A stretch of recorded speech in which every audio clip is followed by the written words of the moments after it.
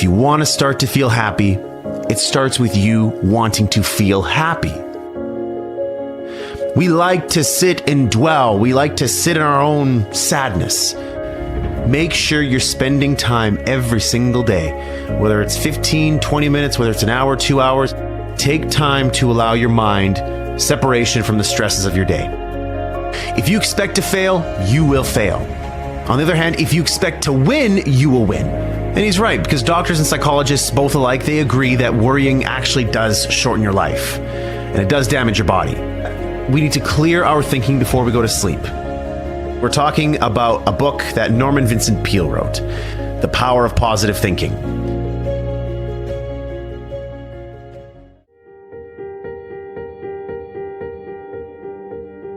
Let's kick this off with golden nugget number 1, creating your own inner happiness.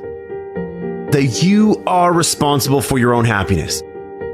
Because unhappiness is usually the byproduct of you thinking sad thoughts, you having these negative feelings, you having resentment towards others, and just having an overall crappy outlook on life.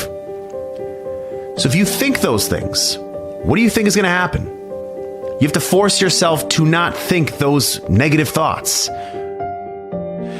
Peale says we have to get into the happiness habit by thinking upbeat, cheery thoughts throughout the day.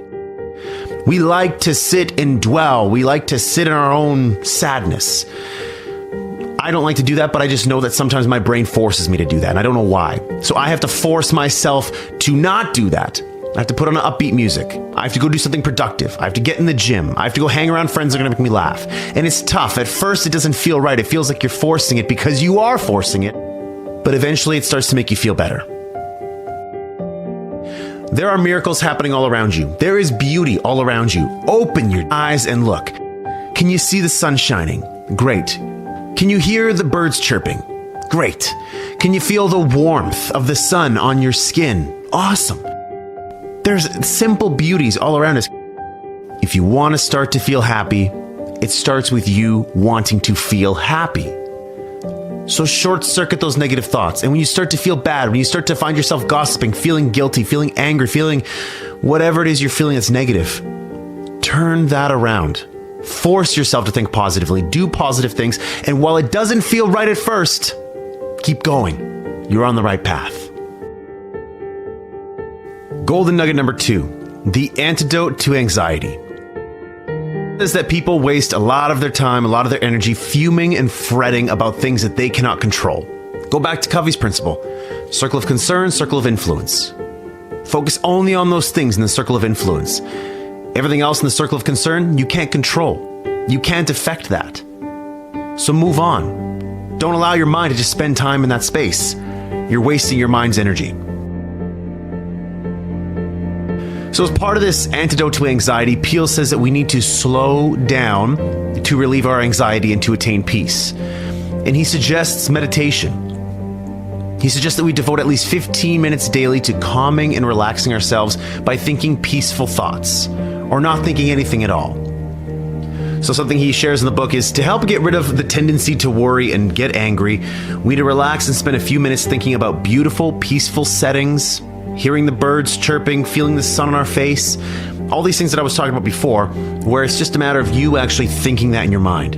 Wherever you are, if you're at work, if you're in your house, it doesn't, or close your eyes and open your mind to maybe a place where you were on vacation before. And go there for 15 minutes. Smell the smells. Feel what the sand feels like on your feet. Feel yourself plunging into the ocean. So the antidote to anxiety, it's all about clearing your mind. However you choose to do that, make sure you're spending time every single day. Whether it's 15, 20 minutes, whether it's an hour, 2 hours, if you're working out of the gym, whether you're doing yoga, whether you're going to cycling class, whatever, take time to allow your mind separation from the stresses of your day. Golden nugget number 3, expect the best.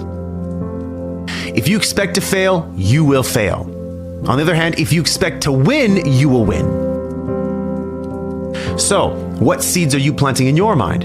Are you planting seeds of positivity or seeds of negativity? Guess what? Your life is going to give you back more of that. Are you planting seeds of, doubt and, I'm not going to make this work, or something bad is going to happen? If you're planting seeds of that, guess what you're going to get? More of that. Start focusing on the positive. Start focusing on how things can go right. And guess what? When things go wrong, say, there's a lesson in that for me. Because life doesn't happen to me, it happens for me. So everything that's happening is there to teach me a lesson. This isn't a setback, it's a set up. This thing that's really bad, it happened for a reason. I'm going to learn from it and I'm going to get better.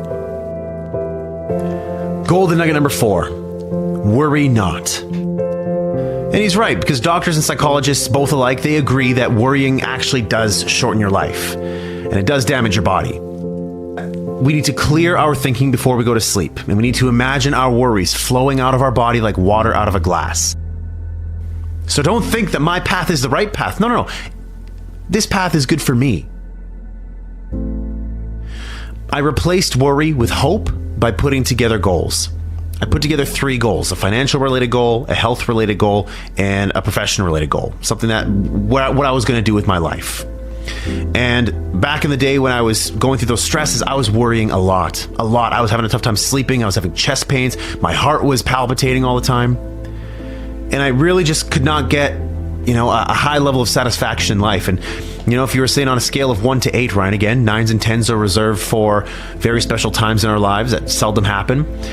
I was sitting at a 4 consistently, where I would wake up and I'd all of a sudden feel the stresses of the day. I would pass between 3 and 4 all the time. So what I did was to replace that worry, that anxiety, that fear. I built myself a plan that gave me hope. Goals that gave me hope. Something that got me excited. Something that I wanted to work towards. Something I wanted to achieve because I knew that if I did, it would get me out of this mess and my life would be better as a result. Golden nugget number 5, problem solving. I had problems that I needed solutions to. I had desires, I had wants, I had dreams, I had goals that I needed a solution to. The Crap Show was a solution. Create Your 8 was a solution. But what I did need to do was take myself out of the busyness of the day and allow my mind to sort of free up and look for inspiration all around me. And know that whatever solution I'm looking for, it's going to come to me. And this is where in this golden nugget in the book where Peale talks about, problem solving, he gives us 10 problem solving techniques, which many of them I believe with. The first one, believe that for every problem, there is a solution. So yes, believe that your problem can be solved. Yes, it's hard. Yes, it's difficult. Yes, you don't have a solution right now, but there is a solution. And oftentimes there's more than one. 2, try to maintain your serenity as you address a problem. So don't feel anxious. Don't try to get angry and say, I'm not getting this. I don't understand. No. You need to be calm. You need to be hopeful that there's going to be a solution to this problem. Number 3, don't try to force an answer. Don't try to say oh my God, I need an answer by Saturday at noon. If I don't get it by Saturday at noon, then it's too late. Sometimes you can't force it. Life often happens for you. And so you just need time for that to reveal itself to you. Number 4, gather all relevant information. Pretty simple. Do as much research as possible. Number 5, write down all facts about the situation. Again, get understanding for the problem, what's going on. You need to get clarity on the problem so you can get clear on what solutions you need to solve it. Number 6, spend time praying about the issue you are confronting. Listen, if you're praying about it, that's fine. If you're not praying about it, maybe you're thinking about it. Always make time to think about it. When you're walking in nature, yes, take time to think in nature and allow your mind to flow. But when you separate yourself from the stresses, the anxieties, the busyness of the day, allow your time to think about solutions. Number 7, believe in and seek God's guidance. Believe we should do, and then there's things that we know we should be doing. So you got to listen to yourself, and it takes time. It does take time. It takes patience. It takes some maturity for you to realize what you're great at. And sometimes you're doing something just to make a living, just because it's my job, it's my career, it's what I believe I'm great at. But you have other gifts within you that maybe you're not exploring yet, that you should be. Number 9, attend religious services where you can and listen peacefully and let your subconscious work on the problem. Number 10, the answer that develops in your mind or comes to pass is the right answer. I got to get back to work. I got to get back to my goals, get back in the gym, get back to eating right, get back to hanging out with my friends, my family, listen to the music that I was listening to. We have to return to life. But sometimes we just have to be sad and we have to work our way through it. But the key here is to not allow your mind to dwell on it for too long. That's not handling heartache. That's allowing heartache to take control of you.